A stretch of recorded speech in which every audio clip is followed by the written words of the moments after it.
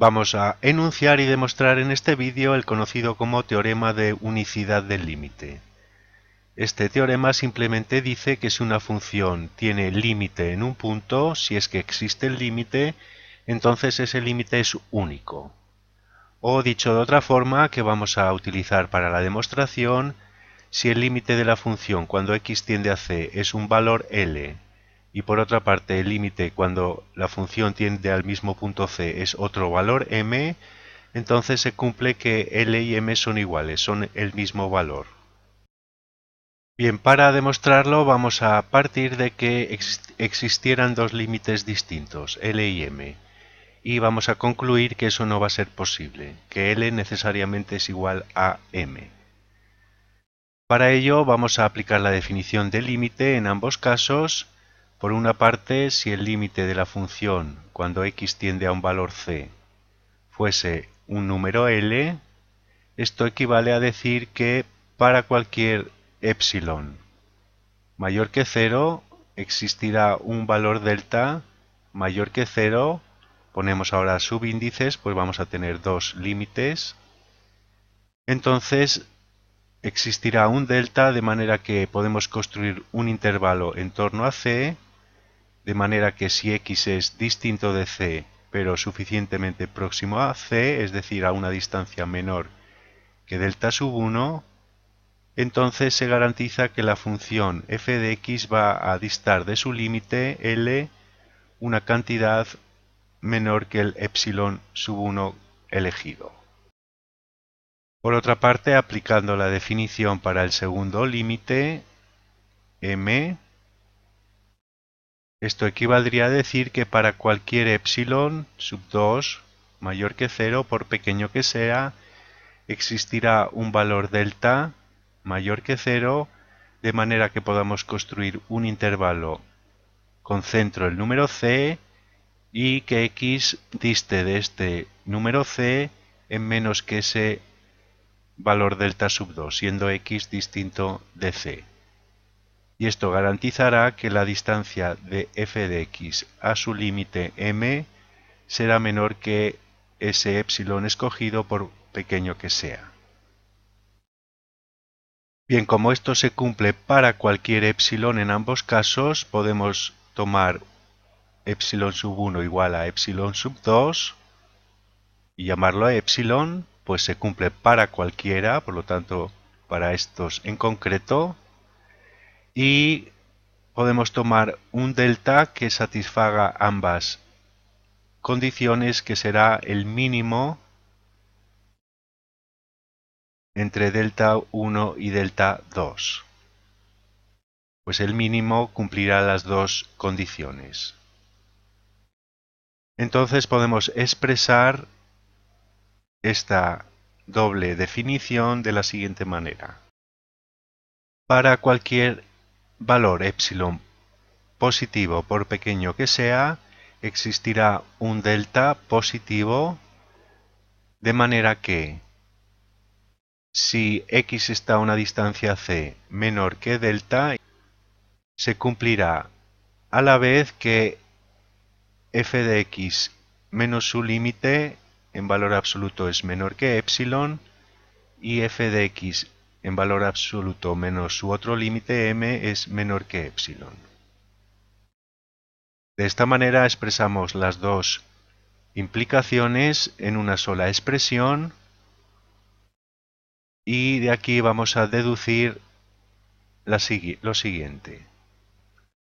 Si se cumple esta implicación, se cumplirá que también existirá este delta que satisfacerá que si sumamos estas dos condiciones tendremos que el valor absoluto de f de x menos L más el valor absoluto de f de x menos m será menor que 2 veces epsilon. Es decir, sea cual sea epsilon, existirá un delta que satisfaga que la suma de estas expresiones f de x menos L, f de x menos m en valor absoluto sea menor que la suma de los dos epsilon. Esto podemos también expresarlo como valor absoluto de L menos f de x más valor absoluto de f de x menos m, menor que 2 veces epsilon. Pues lógicamente aquí, al cambiar el signo, cambia el signo de la expresión interior, pero como es valor absoluto, no cambia la expresión completa.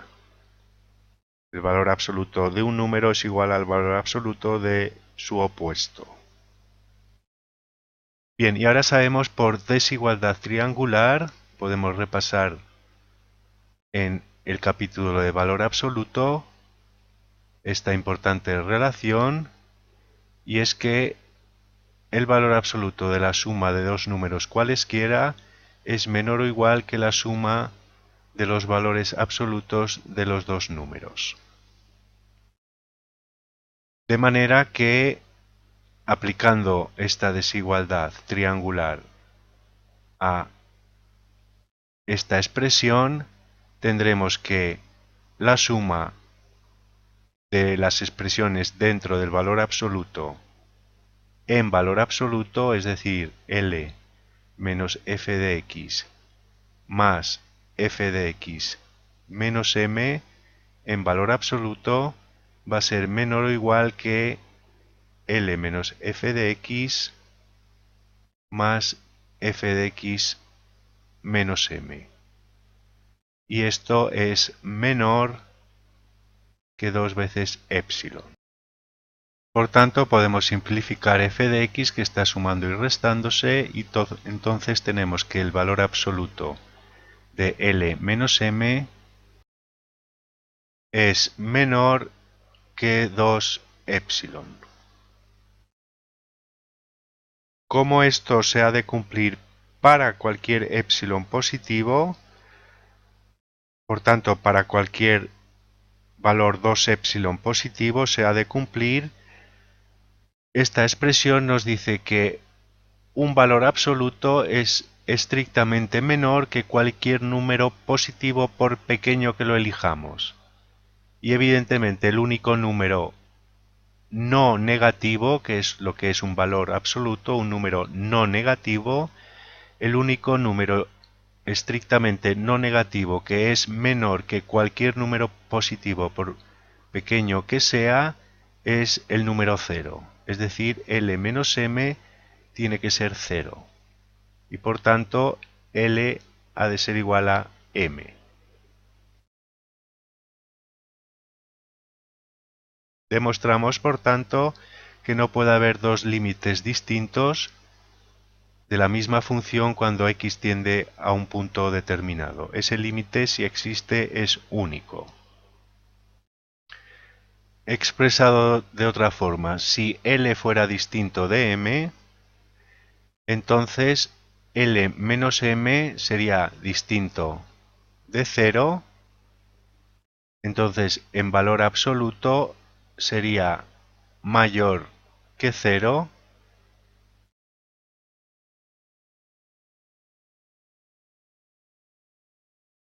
y podríamos elegir un epsilon que fuera, por ejemplo,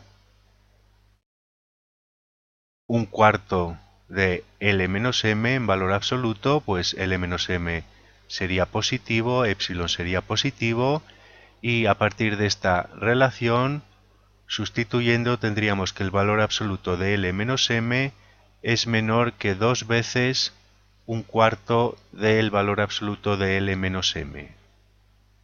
Es decir, simplificando, tendríamos que el valor absoluto de L menos m es menor que la mitad del valor absoluto. Simplificando aquí nos quedaría L menos m en valor absoluto partido por 2. Y estaríamos diciendo que un número positivo sería menor que la mitad de ese número positivo, lo cual es imposible. Otra forma de verlo de que este número solo puede ser 0. Y así queda demostrado el teorema de unicidad del límite.